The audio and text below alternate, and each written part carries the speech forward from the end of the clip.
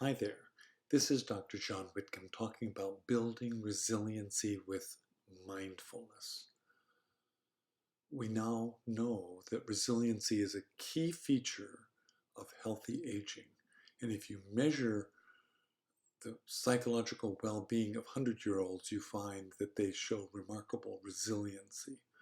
And there's many features to resiliency, but Rick Hanson in his book Resilient says one of the very first is mindfulness. What is mindfulness?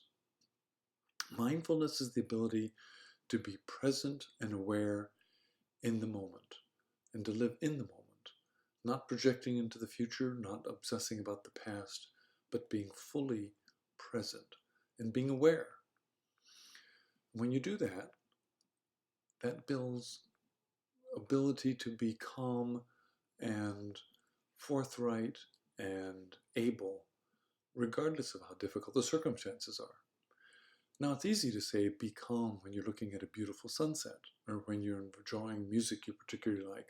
How about being calm when the cop pulls you over? How about when you're in a final exam or when you're in a fight with your spouse or you're irritated with your children?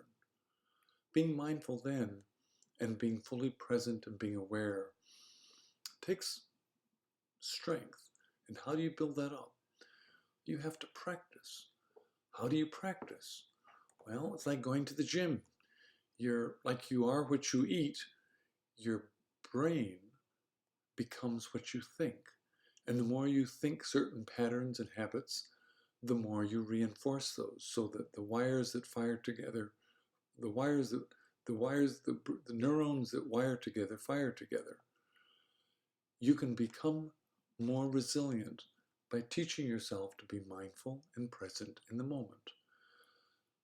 What's the best way to do that? Well, the practice comes down to finding a time where you can focus on one particular type of thought or function, be it a meaningless sound, a favorite Bible verse or scripture verse, a phrase, a place, a picture, your breath, but do it again and again and again, repeating it in a fashion that allows you to gradually drift away more and more effortlessly with less and less effort into repetition.